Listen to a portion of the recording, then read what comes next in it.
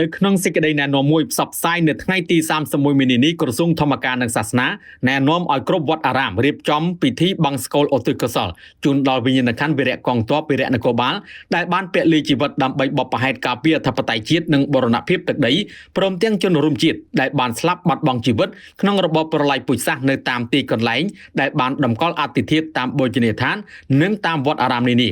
ម្យ៉ាងទៀតដើម្បីឲ្យពិធីបុណ្យចូលឆ្នាំប្រពៃណីជាតិខ្មែរប្រព្រឹត្តទៅមានសណ្ដាប់ធ្នាប់របៀបរៀបរយល្អប្រកបដោយភាពសប្បាយរីករាយនិងរក្សាបាននៅប្រពៃណីទំនៀមទម្លាប់ដ៏ល្អផូរផង់របស់ជាតិនោះក្រសួងក៏បានណែនាំមន្ទីរធម្មការនិងសាសនារាជធានីខេត្តឲ្យសហការជាមួយព្រះមន្ត្រីសង្ឃខេត្តស្រុកព្រះចៅអធិការអាចារ្យគណៈកម្មការគ្រប់វត្តអារាមឲ្យយកប្រតិយនិងយកចិត្តទុកដាក់សម្អាតនិងតុបតែងលម្អវត្តអារាមឲ្យស្របតាមអភិក្រមស3របស់ក្រសួងគឺវត្តស្អាតវត្តស្វាងវត្តស្ងប់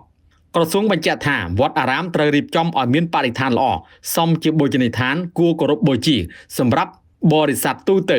ហើយត្រូវចងទង់ជាតិទង់សាសនាទង់ព្រះមហាក្សត្របដាពាក្យស្លោកឲ្យបានសមរម្យព្រមទាំងសហការជាមួយអាជ្ញាធរមូលដ្ឋានគ្រប់លំដាប់ថ្នាក់រៀបចំពិធីបុណ្យចូលឆ្នាំថ្មីស្របតាមប្រពៃណីសាសនាប្រពៃណីជាតិដូចជាពិធីពូនភ្នំខ្សាច់ស្រង់ព្រះពុទ្ធរូបពិធីស្រោចស្រពព្រះសុគន្ធវរីប្រគេនព្រះសង្ឃជូនសិលវ័នសិលវតីមេដាបៃតាចាស់ព្រឹទ្ធាចារ្យជាដើម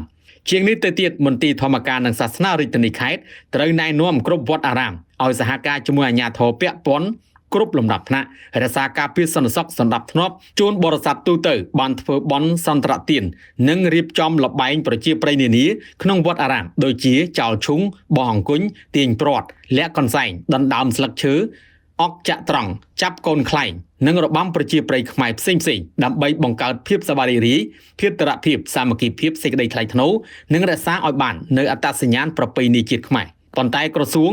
ណែនាំកុំឲ្យលេងល្បែងដូចជាបាញ់ទឹកគប់ស្បោងទឹកកកប៉ាតម្សៅឡាក់ដែលអាចបណ្ដាលឲ្យមានគ្រោះថ្នាក់ជាយថាហេតុម្យ៉ាងទៀតវត្តអារាមត្រូវយកចិត្តទុកដាក់បំផុសស្មារតីប្រុងប្រយ័ត្នក្នុងការដុតទៀនធូបភ្លើងចង្ក្រានប្រទីបផ្សេងៗដែលអាចបង្កឲ្យមានគ្រោះអគ្គិភ័យ